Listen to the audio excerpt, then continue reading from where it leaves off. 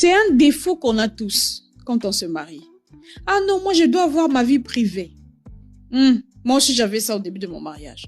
Genre tu t'es créé une carapace où tu as des amis, des collègues, des gens avec qui tu sortais, tu faisais peut-être la fête et tout. Quand tu te maries, tu dois savoir que tout ça doit tomber d'abord. Et tu commences à reconstituer qui est cette personne qui peut rester dans mon entourage ou pas. Malheureusement, c'est comme ça. Si tu ne fais pas ce ménage-là, tu auras des problèmes. Parce qu'il y a des gens qui t'ont aimé, qui ne t'ont jamais dit. Il y a des gens qui avaient des sentiments pour toi, qui ne te l'ont jamais dit.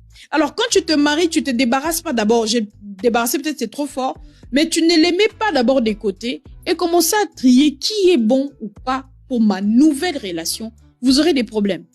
Certains vont dire peut-être, oh non, mais le mariage, c'est pas spécial, c'est pas la fin du monde. On ne peut pas laisser un ami pour le mariage. C'est votre choix. Mais moi, je vous recommande toujours, quand on se marie, il y a des limites qu'on s'est mis avec nos soi-disant amis, nos frères, nos sœurs, même nos parents.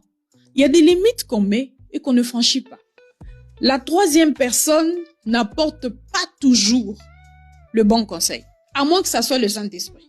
Mais si c'est une troisième personne humaine, avec de l'eau et le sang comme vous, il faut la filtrer. C'est comme ça que c'est toujours bien d'avoir un ami en commun avec votre mari. Au moins, il n'y a pas d'ambiguïté. Quand vous parlez, le mari sait que, elle parle à Serge.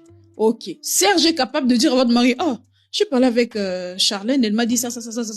Il n'y a pas des choses bizarres dedans. À chaque fois, madame, que vous vous direz, c'est ma vie privée. J'ai besoin d'avoir mes amis. Ils sont pas obligés d'être amis à mon mari. Ils sont pas obligés de connaître mon mari. Vous aurez des problèmes. À chaque fois que vous, monsieur, vous direz non, c'est une fille avec qui j'ai étudié, elle n'a pas de sentiments pour moi. Vous n'entrez pas dans son cœur. Vous aurez des problèmes. Parce que il y a des choses, ça vient graduellement. La personne ne parle pas tout de suite. Tout de suite, peut-être qu'il y a rien. Mais le fait d'être tout le temps ensemble, le fait de se côtoyer, de se parler, la complicité, l'attirance physique, finit par créer des sentiments.